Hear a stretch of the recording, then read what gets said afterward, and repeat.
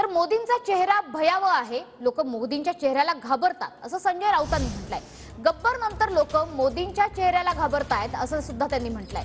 तर जीभ जेवढी कमी वळवळेल तेवढा त्रास कमी होईल। 4 जून नंतर हा त्रास आणखीनच कमी होईल। मोदींवरच्या टीकेनंतर नितेश राणेंनी हा राऊतांना इशारा दिलाय।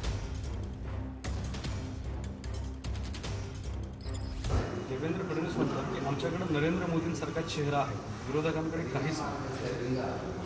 तो चेहरा आहे की मुखवटा येणारा काळ ठरवेल आणि हा चेहरा देशासाठी अत्यंत भयावह आहे।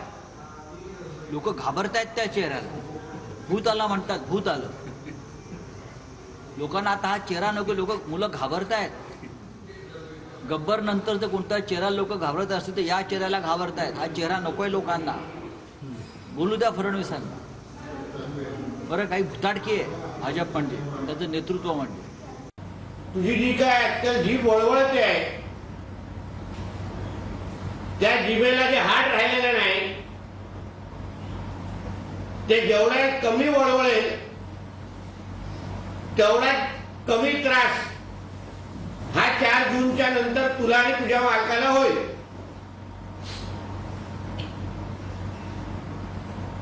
पंतप्रधान मोदी साहेबांवर टीका करत असताना पहिली स्वतःची लायकी समजून घ्यायची आणि मगच बडबड करायची, एवढं या निमित्ताने आवर्जून सांगेल।